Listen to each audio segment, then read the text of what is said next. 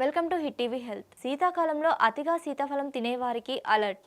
ఈ సీజన్లో ఎక్కువగా సీతాఫలాలు తింటే డేంజరే అంటున్నారు డాక్టర్లు. శీతాకాలం సీజన్లో అధిక సంఖ్యలో సీతాఫలాలు పుష్కలంగా లభిస్తాయి. అదే సంఖ్యలో ఆ పండులో పోషకాలు కూడా లభిస్తాయి. ఎక్కువగా విటమిన్ సి, ఏ, పొటాషియం, మెగ్నీషియం ఇవన్నీ సీతాఫలంలో మెండుగా లభిస్తాయి. ఈ పండు సీజన్లో తింటే మనకు ఎంతో ఆరోగ్యకరం. ఈ శీతాకాలంలో లభించే సీతాఫలాలని మిస్ అవ్వకుండా తినాల్సిందే. ఈ సీజన్లో ఆరోగ్యాన్ని కాపాడడం వరకు ఎక్కువ ప్రయోజనాలను అందిస్తుంది.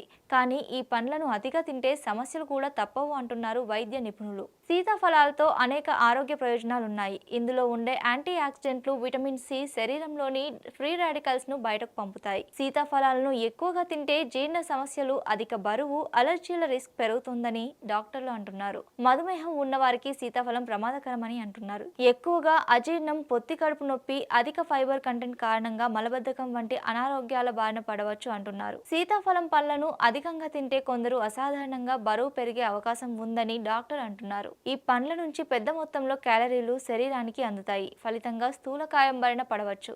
ఈ సమస్య కారణంగా గుండె జబ్బులు, స్ట్రోక్, మధుమేహం, కొన్ని రకాల క్యాన్సర్ల ప్రమాదం సైతం పెరగవచ్చని అంటున్నారు.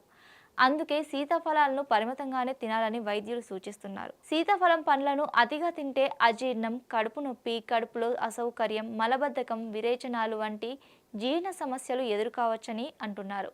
ఈ పండులో ఫైబర్ కంటెంట్ ఎక్కువగా ఉంటుంది. అందుకే వీటిని అతిగా తింటే కడుపు ఉబ్బరం ఏర్పడుతుంది. ఈ పండు తిన్న తర్వాత వికారం లేదా కడుపు నొప్పి వంటి సమస్యలు ఎదురైతే వెంటనే వైద్య సహాయం తీసుకోండి అంటున్నారు నిపుణులు. ఇవి ఇవాల్టి హెల్త్ టిప్స్. మరిన్ని హెల్త్ టిప్స్ కోసం please do like, share and subscribe to hit TV health.